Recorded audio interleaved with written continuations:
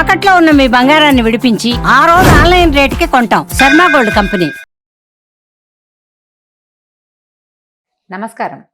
Suman TV ప్రేక్షకులందరికీ శ్రావణ మాస శుభాకాంక్షలు. శ్రావణ మాసం పూజల మాసం. శ్రావణ మాసాన్ని నభోమాసం అంటారు. శ్రావణ భాద్రపదాలు వర్ష ఋతువు కాబట్టి ఇలాంటి పేరుతో చెప్తారనమాట. అయితే ఈ వర్షాకాలం కావటం వల్ల ప్రకృతి పరమ శోభాయమానంగా ఉంటుంది, ప్రశాంతంగా ఉంటుంది. కొంచెం వానలు అడ్డం వచ్చినప్పటికీ షాపింగ్లకి పూజలకి పెద్దగా ఇబ్బంది ఏమి ఉండదు. మన దారిని మనం చేసుకుంటూ ఉండొచ్చు. శ్రావణ మాసానికి ముందు వచ్చిన ఆషాఢంలోనే దక్షిణాయనం ప్రారంభమైంది. దక్షిణాయనం ఉపాసనా కాలం, పూజలు ఎక్కువ చేయాల్సిన రోజులు అన్నమాట ఇవి. ఇదివరకటి కాలంలో ఏం చేసేవారో కానీ ఇప్పుడు మాత్రం మనం కొన్ని సంవత్సరాలుగా, అంటే కనీసం ఒక 100 సంవత్సరాల నుంచి అనుకోండి, మనకు తెలిసినంత మటుకు మన అమ్మమ్మలు నాయనమ్మలు కూడా ఈ వరలక్ష్మి వ్రతము, మంగళగౌరి వ్రతము చేసుకుంటూనే ఉన్నారు, మనకు తెలుసు కదా. అయితే ఈ పూజలు చేయగలిగేటువంటి ఈ రోజుల్లో పూజ ఎవరికి చేయాలి, అసలు పూజ ఎందుకు అనే దాని మీద కొంచెం ఆలోచిద్దాం. శ్రావణ మాసం లక్ష్మీ మాసం అని చెప్పుకుంటాం కదా. శ్రావణము అంటే శ్రవణ సంబంధమైనది. ఈ శ్రవణము అనేది వెంకటేశ్వర స్వామి జన్మ నక్షత్రం. కలియుగంలో కలవు వెంకటనాయక అంటారు. కలియుగానికి వెంకటనాయకుడే ప్రధాన దైవం. ఆయన నామ సంకీర్తన వల్లే చాలా పాపాలు తొలగుతాయి, కర్మ సంచయం జరుగుతుందని, కర్మశేషం మిగలకుండా పోతుందని, మనం ఏ కర్మలైతే ఇంతకుముందు చేసుకున్నామో, ముందు జన్మల్లో చేసామో వాటి నుంచి కొంత విముక్తి లభిస్తుందని ఆ కొండ ఎక్కటము, స్వామిని తలచటం వల్ల అని బాగా నమ్ముతాం మనం. అయితే స్వామివారి జన్మ నక్షత్రమైన ఈ శ్రవణ నక్షత్రానికి సంబంధించినటువంటి శ్రావణ మాసము లక్ష్మీ అమ్మవారికి అత్యంత ప్రీతిదాయకమని చెప్పబడుతుంది. లక్ష్మితో పాటుగా మంగళవారాలు మంగళ గౌరీ వ్రతాన్ని కూడా ఈ కాలంలో చేసుకుంటాం. అయితే లక్ష్మీదేవి అనగానే ఏమిటి లక్ష్మీదేవి స్వరూపం? లక్ష్మీదేవి భర్తని అనుసరించి ఉంటుంది. అనుసరించి అంటం కంటే నిత్యానపాయనిగా ఉంటుంది. ఆయన్ని వీడి ఉండదు, భర్తతోటి కలిసే ఉంటుంది. ఇప్పుడు అత్యంత శక్తివంతుడు, ప్రపంచ నిర్మాణ సారథి, ప్రపంచాన్ని నడిపేటువంటి వాడు అయినటువంటి భగవంతుడైన శ్రీమన్నారాయణుడి సతీమణి అయినటువంటి లక్ష్మీదేవి ఆయనని వదిలిపెట్టి ఉండదు. ఆయన యొక్క శక్తి లక్ష్మీదేవే అని చెప్పాలి మనం. భగవంతుణ్ణి నడిపించేదే లక్ష్మి. భగవంతుడు మనని నడిపిస్తాడు. మనని నడిపించే భగవంతుని యొక్క నడక శక్తి అయినటువంటి లక్ష్మీదేవిని నిత్యము అర్చించడము చాలా శుభస్కరము, అత్యద్భుతమైన విషయం. అయితే ఇప్పుడు లక్ష్మీదేవి అనగానే మనకు ఒక రూపం, ఒక ధ్యానం వస్తుంటుంది. చక్కగా పద్మాసనం వేసుకుని ఎర్రటి తామర పువ్వులో కూర్చుని ఉంటుంది. చేతుల్లో నుంచి ఇలా ధనరాశులు చేతిలో నుంచి రాలుతున్నట్టు, పక్కన 2 ధనపు కుండలు పెట్టి వెనకాల 2 ఏనుగులు ఆమెను అర్చిస్తున్నట్టుగా అట్లా మనకి గుర్తొస్తుంది. లక్ష్మీదేవి అనగానే ధనం చేత్తో వేసేది, ఒక చెయ్యిలాగా ఉంటుంది. చేతిలో నుంచి పడిపోతుంటే ఇందులో నుంచి ప్రసాదంలాగా మనకి డబ్బు వచ్చేస్తున్న భావన వస్తుంది. డబ్బు, ధనము అది ఇచ్చే దేవత లక్ష్మీదేవి. కానీ లక్ష్మి అంటే ధనం కాదండి. లక్ష్మి అంటే శ్రద్ధ. లక్ష్మి అంటే వృద్ధి.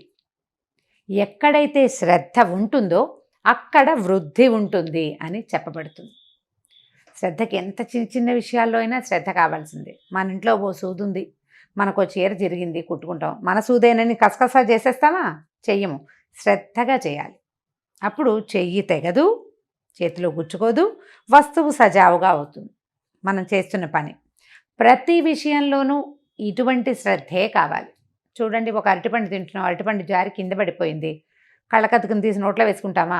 కింద పడిపోయిందని పడేస్తాం.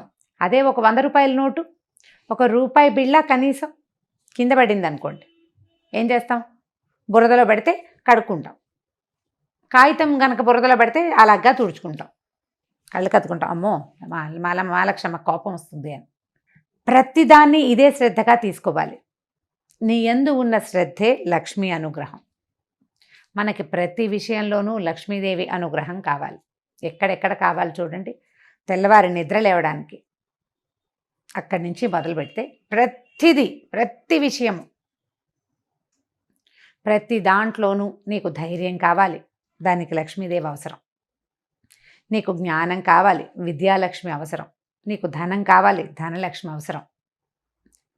ధాన్యం పంటలు పండిస్తున్నావు, ధాన్యలక్ష్మి అవసరం. మన దగ్గర 4 ఆవులు ఉన్నాయి, పాడి పంట వృద్ధి చెందాలి. అక్కడ కావాల్సిన లక్ష్మి గోలక్ష్మి, గోమాలక్ష్మి, ఆవిడ సహకారం ఉండాలి.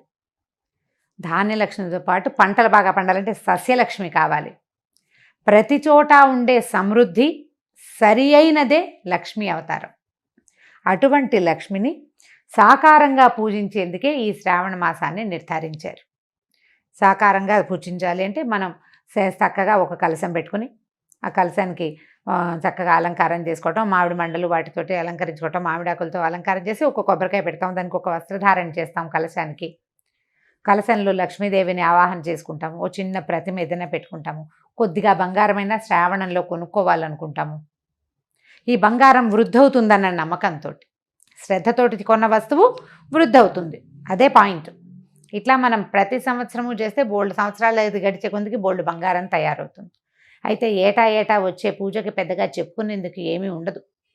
కానీ ప్రతి సంవత్సరము మనం చక్కగా ఇళ్ళు వాకిళ్ళు బాగు చేసుకుంటాము, దేవుడి గది బాగా శుభ్రం చేసుకుంటాము, కొత్త ప్రతిమలు ఏమైనా కొనుక్కుని తెచ్చుకుంటాము, కొత్త బట్టలు కొంటాము, కొత్తగా ఒక లక్ష్మీ రూపు కొనుక్కుని తెచ్చుకుంటాము. పుట్టింటి వాళ్ళు ఇస్తారు, అత్తవారింటి వాళ్ళు ఇస్తారు. ఎవరికైనా ఏదైనా ఇవ్వదలుచుకుంటే శ్రావణ మాసంలో ఇస్తే ఫలితం బాగుంటుంది. బోలెడన్ని తెలుస్తూ ఉంటాయి. ఈ మార్గంలోనే నిత్యము లక్ష్మీ ఆరాధన చేయడానికి ఈ నెల రోజులు అత్యంత శ్రేష్టమైనవి. విశేషమైన ఆరాధన చేయగలిగే వాళ్ళు, చక్కగా వస్త్రాలంకరణ చేసి రూపులు కొనుక్కుని చేయగలిగిన వాళ్ళు చేసుకోవచ్చు. ఒకవేళ చేయలేని వాళ్ళు ఏం చేయాలి? లక్ష్మీ ఆరాధనకి మన ఇంట్లో ఉన్న పాత పటం కూడా పనికొస్తుంది. చక్కగా పటం తుడుచుకోవటం, అమ్మవారికి కొంచెం పసుపు గంధం పెట్టి బొట్టు పెట్టడం, తర్వాత ఒక దీపారాధన చేసుకోవటం, 4 పువ్వులతోటి అర్చన చేసుకోవటం, లక్ష్మీ అష్టోత్తరం లాంటివి చదువుకోవటం. అష్టోత్తరం అంత పెద్దది రాదు. ఇంద్రుడు చేసినటువంటి మహాలక్ష్మి అష్టకం 10 శ్లోకాలు ఉంటాయి, చిన్నదే. ఆ 10 శ్లోకాలు చదువుకోవటం. అంత పెద్దది రాదండి మాకు, ఒక్క శ్లోకం వచ్చు. లక్ష్మీ క్షీర సముద్ర రాజతనయాంతోటైనా సరే ఆ శ్లోకం చదువుకుని అమ్మవారికి శ్రద్ధగా పువ్వులు సమర్పించి, బెల్లం ముక్క పంచదార దగ్గర నుంచి మీరు రవ కేసరి వరకు ఏది చేసి పెట్టినా సరే శ్రద్ధగా చేసి అమ్మవారికి నివేదన చేసుకోండి. ఈ నెల రోజులు ఇలా శ్రద్ధగా ఆరాధించిన వాళ్ళకి అన్ని విధాల సర్వతోముఖాభివృద్ధి లభిస్తుంది. బాగా సాంగంగా చేయగలిగిన విధానంతో చేసుకోగలిగిన వాళ్ళు చేసుకుంటారు. చేసుకోలేకపోయినా కూడా మాకు రాదు కాబట్టి మేము చేయలేము అన్న భావన పడద్దు. అసలు పూజకి రావడం కాదు కావాల్సింది, శ్రద్ధ కావాలి. శ్రద్ధతోటి లక్ష్మీ ఆరాధన చేయండి. లక్ష్మీ ఆరాధనలో భాగంగా అసలు లక్ష్మీదేవి ఏ ఏ విషయాల్లో ఉంటుందో చూద్దాం. ఎవరి దగ్గర లక్ష్మి ఉంటుంది? లక్ష్మి అంటే డబ్బు అనుకోవట్లేదు కదా, మనం చాలా విషయాలు చెప్తున్నాం. లక్ష్మి చాలా ఇష్టంగా ఉండే ప్రదేశాలు కొన్ని ఉన్నాయి. అవి ఎన్ని ఉన్నాయండి? కనీసం ఒక 30-40 నేను చెప్తుంటే అలా లిస్ట్ వచ్చేస్తూనే ఉంటుంది. శుభ్రమైన వస్త్రాలు, శుభ్రమైన ఇల్లు, అలంకరించిన వాకిళ్ళు, పోట్లాటలు లేని ఇల్లు, ఏకీచులాటలు లేనటువంటి సంసారాలు, మన బియ్యం బస్తాలు, బియ్యం డబ్బా, పసుపు డబ్బాలు, పసుపు కుంకాల్లో లక్ష్మీదేవి ఉంటుంది. ఆమెకి ఇష్టం ఆ రంగులు, అక్కడ ఉంటుంది. అందుకని చూడండి, మన ఇంట్లో పసుపు కనుక చివరికి వచ్చింది అనుకోండి, అయిపోయింది పదం వాడనివ్వరు, నిండుకుందనమంటారు. అయిపోయింది అనకూడదు, ఖాళీ చేయకూడదు. అసలు బియ్యం డబ్బాని కూడా ఖాళీ చెయ్యరు, చివరికి 2 గింజలు వెనక్కి వేసుకోవాలి, అలా ఖాళీగా ఉంచకూడదు. అవన్నీ లక్ష్మీ స్థానాలుగా భావిస్తాం. ఇతరులకి సేవ చేసే వాళ్ళకి, ఇతరులకి సహాయం చేసే వాళ్ళ దగ్గర, ఎవరైతే పరమత సహనంతో మెలుగుతారో వాళ్ళ దగ్గర, ఏదైనా తగాదా వచ్చినా తిరగబడి మాట్లాడకుండా ఎవడుంటాడో వాడి దగ్గర, వాడి సహనంలో లక్ష్మి ఉంటుంది. చిన్న పిల్లల్లో, పెద్ద వృద్ధుల్లో, శుభ్రమైన మంచాల మీద, మంచం కూడా లక్ష్మీ స్వరూపమే.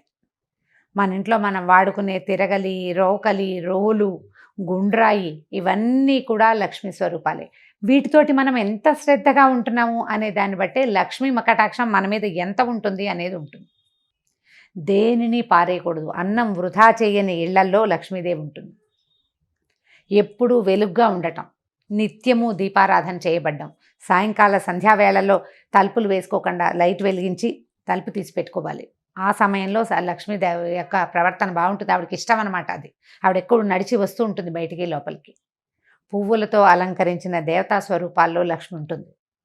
జలంలో లక్ష్మి ఉంటుంది. పాత్రలలో లక్ష్మి ఉంటుంది. వీటన్నిటినీ మనం శుభ్రంగా ఉంచుకోవాలి. ఇలా శుభ్రంగా ఉంచుకున్న వాటి వల్ల మనకి లక్ష్మి పెంపొందుతుంది. పాత్రలు శుభ్రంగా ఉన్నాయి, ఆరోగ్యం పెంపొందుతుంది. మంచం శుభ్రంగా ఉంది, చక్కని నిద్ర పడుతుంది, మరునాడు చక్కగా పనిచేస్తాం మనం. ఇల్లు శుభ్రంగా ఉంటే ఆరోగ్యము బాగుంటుంది, పవిత్రంగా ఉంటుంది, ప్రశాంతంగా ఉంటుంది. ప్రతి వాళ్ళకి జీవితంలో ఏవో కావాలని ఉంటుందండి. అన్నం లేని వాడికి అన్నం కావాలి, అన్నం నీళ్ళు 4 అందేవాడికి ఇంకొంచెం బెటర్మెంట్ కావాలనిపిస్తుంది. ఆ బెటర్మెంట్ కూడా ఉన్నవాడికి ఇంకా పైకి ఎదిగిపోవాలనిపిస్తుంది. ఆ పైకి కూడా ఎదిగాక వాడికి చిత్తశాంతి ఉండదు, వాడికి మనశ్శాంతి కావాలి, శాంతి లక్ష్మి అవసరపడుతుంది. ఇవన్నీ ఉంటే ఆరోగ్యం ఉండదు, ఆరోగ్య లక్ష్మి అవసరపడుతుంది. వ్యక్తులు ప్రతి వాళ్ళు ఏదో ఒక లోటుతోటే ఉంటుంటారు. ఈ లోటులు ఎక్కడ పూరింపబడతాయంటే పూజ వల్ల పూరింపబడతాయని అనుకోకూడదు, శ్రద్ధ వల్ల పూరింపబడతాయి.